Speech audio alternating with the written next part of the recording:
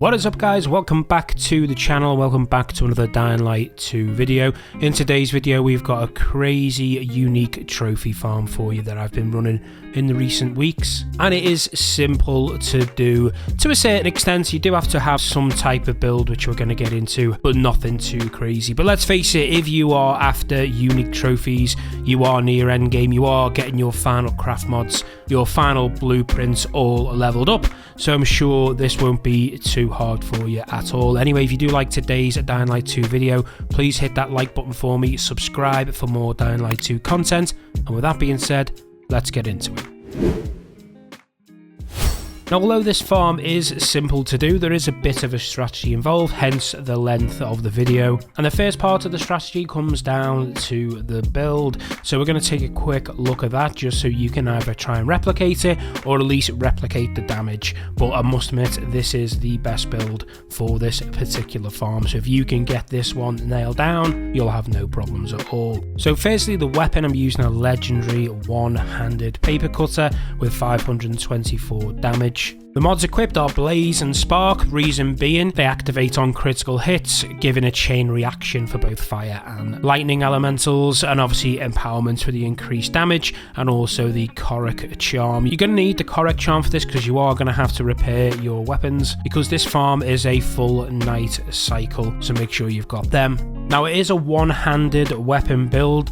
You may have a better one-handed weapon. As you can see, I've got the high-tech one-handed axe, which has got a lot more damage, but you get a lot more hits over time with the paper cutter, and that's going to give you more chances of those critical hits for your mods to occur. Next to gear, I'm running a full brawler set to utilise that one-handed weapon damage. On the headgear, it comes with 12.6 one-handed weapon damage. On the gloves, 11% one-handed weapon damage. On the chest piece, it's 10.6. On the sneakers, it's 8.4. On the joggers is 11.5, and on the braces is 11.7% one-handed weapon damage. Onto the consumables, you're going to want to run the regeneration boosters. If you haven't got these maxed out, just take the highest one you've got. This is going to give you 5% health over time, and to be honest, with these next two boosters, you're not going to be taking much damage at all. Next, the muscle booster, that's going to temporarily enhance muscle strength, increasing melee weapon damage by 50%.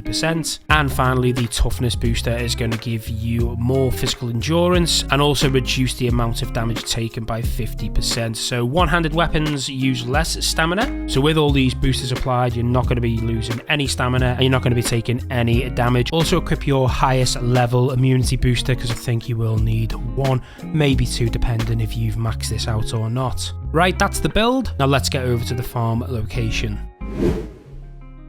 So you want to come over to this location here. It's a safe zone north of the bazaar and south of Older Windmill. And what I'm going to do is I'm going to show you the location of the farm in the daytime, just to give you a better view of the surroundings. And you're going to come out the safe zone, head down this zip line, and basically the whole farm is going to take place in this area here, more predominantly around the blue van, as you can see here. And what we're going to do is you're just going to go to nighttime and get a level 4 chase. Now, don't get put off by this if you're new to level 4 chases, or you've tried them and you've struggled with the build I've already showed you, the boosters and the strategy I'm going to show you.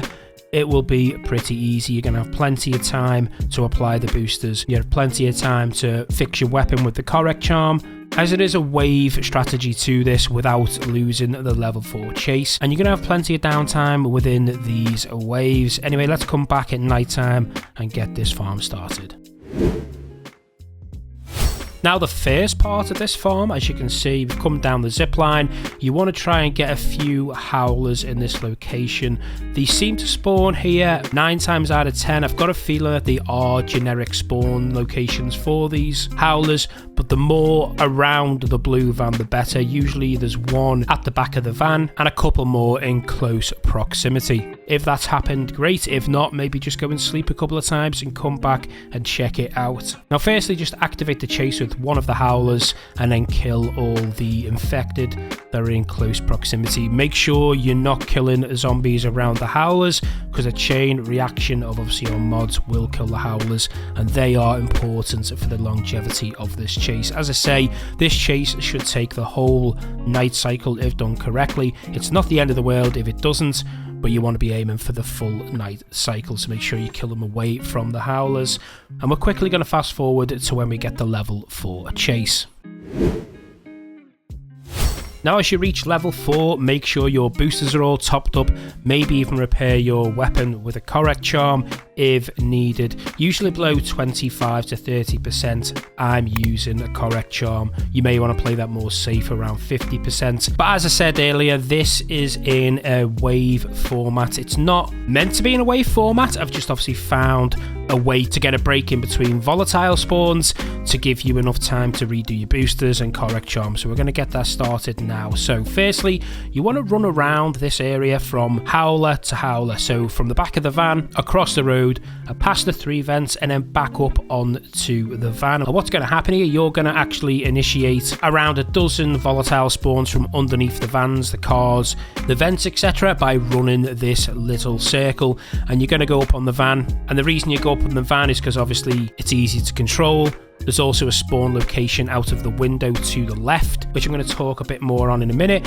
But basically, with all your boosters activated, you can just hack and slash with this one-handed build, knowing you're not going to run out of stamina, you're not going to take damage, and you can kill all of the volatiles and normal infected pretty easy with these weapon mods. As you can see on screen, it is pretty easy. The health bar isn't even coming up. I'm not taking any damage. The stamina bar is not going down at all. So everything has coincided. The reduction in stamina, the reduction in damage taken, and the increase in damage output make this basically like an invulnerable god build. And you'll soon notice that the infected will stop spawning, and that is for a few reasons. One, because you've stayed in the same place, you haven't ran around the location, so no more volatiles or infected are coming out of the vents, etc.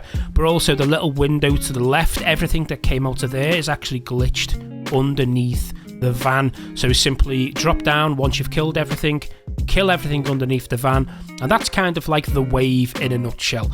You'll notice that the level 4 chase isn't flashing because obviously the Howler is right next to you still, and all you've got to do at this point is simply run around the Howler locations again, from the back of the van to over the road to the vents and back to the van. And that is the cycle, that is the waves. Obviously the only thing that you need to worry about at this point is making sure your boosters don't run out, you don't break your weapon. So this is the point in the downtime in between the waves that you would check to make sure all those things are still active. And it is a case of rinse and repeat. I am going to leave it on running in the background a few times just so you can get the repetitiveness of it and make sure that you're utilizing your time the best. Now, is the van the only place you can do this? No, but the van is the only place that will give you the break in time to obviously put more boosters on, repair your weapon, etc. You can go over to the vents where those 3 volatiles spawned, well, the 4 in fact, because 1 came out by the van,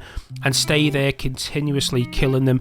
But you're going to find it hard getting new boosters off and things unless you're very accustomed to the game, being able to move and jump up things, applying the boosters as and when you're getting chased, which I can to a certain extent, but obviously there are going to be new players that may not be able to do that, so the van is your safest bet.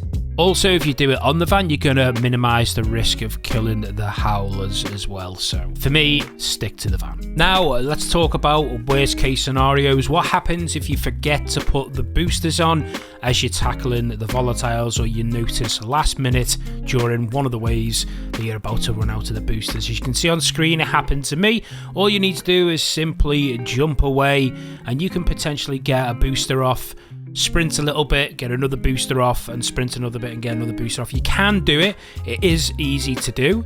It's just a case of either jumping away, jumping on top of something, using your parachute on the nearby air vents. That's always a good evasive maneuver to get away from the infected and volatiles. Even if you master applying the correct charm, you could potentially do that just on top of one of the nearby rooftops, but hopefully it won't come to that. And finally, you know, what do you get for all this preparation?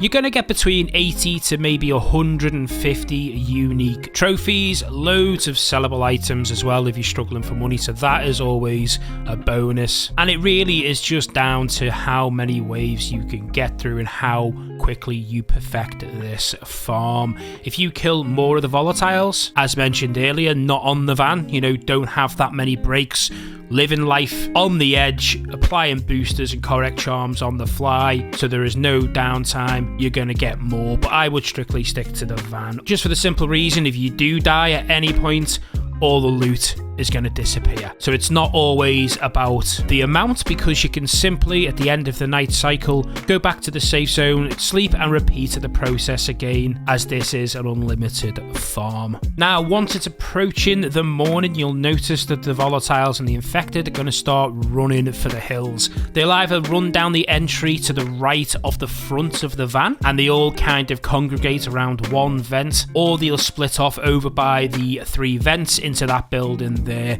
They're not going to get too far though, because there's not many places to run. They're trying to escape because obviously know the daylight is coming. Simply track them down, get your last few kills whilst you can, and just wait for that nighttime bonus multiplier to show up on screen. And that is a level 4 night cycle farm in the bag. As I say, this is a rinse and repeat. It's an unlimited amount of unique trophies, sellables, and you know, a few runs of this I'm pretty sure is going to give you enough unique trophies to get you everything you need in the game. Anyway, that is it for today's Dying Light 2 video. If you have stuck about to the end, I want to ask 3 things of you. Please hit the like button for me to help this video get out there. Subscribe for more Dying Light 2 content. And thirdly, if there are any other resources or materials that you're struggling to find and you would like a farm video on them, I feel like I've got a very good understanding of quite a lot of the mechanics in this game, so please leave a comment with maybe some items that you would like to see farm videos on. Anyway, that is it for today's Dying Light 2 video. As I say, I hope you did enjoy it. Do those 3 things for me, and yeah,